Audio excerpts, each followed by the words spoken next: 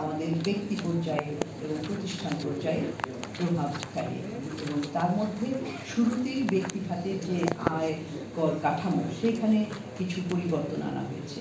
আমরা বলেছিলাম যে যে এখন আমাদের যেহেতু মূল্যস্ফীতির চাপ কমানো এবং মানুষকে স্বস্তি দেওয়া এটাই হওয়া উচিত মূল লক্ষ্য। সেই অনুযায়ী আসলে করের মাধ্যমে কীভাবে স্বস্তি দেওয়া যায় সেটা একটা। এখানে আমরা কর কাঠামোর মধ্যে দেখতে পাচ্ছি যে করের যে স্ল্যাব এবং করের হার এইটাকে একটা একটা বিস্তার করা হয়েছে এখানে।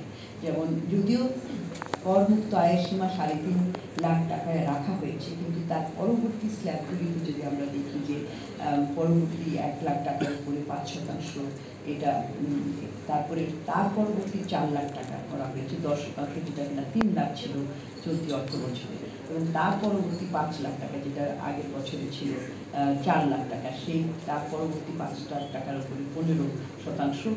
এই যে 3টা স্ল্যাব এখানে একটা স্বস্তি দেওয়ার চেষ্টা করা হয়েছে যারা নিম্ন আয়ের এবং ফিক্সড ইনকাম সদস্য।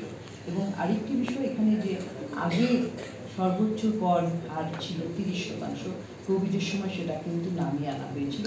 এখন আমরা দেখছি যে এইবার এটাকে আবার পুনরায় এটা চালু করা হয়েছে এবং আশা করা যায় যে এটার মাধ্যমে কর আহরণ বাড়বে।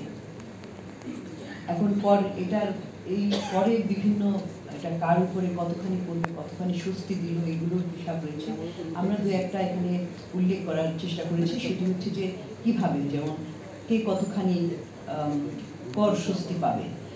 যেমন যাদের আয় 70,000, যাদের আয় ধরেন 29,167 টাকা থেকে 37,500 টাকা, তাদের যে পরিবর্তনটা হবে সেখানে কোনো পরিবর্তন নাই এই কর হারের, নতুন কর হারের কারণে।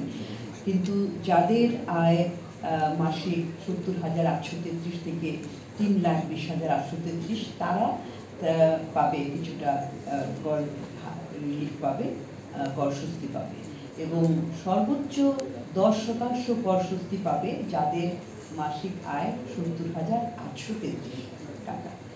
তারপরে সর্বনিম্ন পাবে 1% কর স্বস্তি পাবে যাদের আয় হচ্ছে মাসিক 3,20,833 টাকা।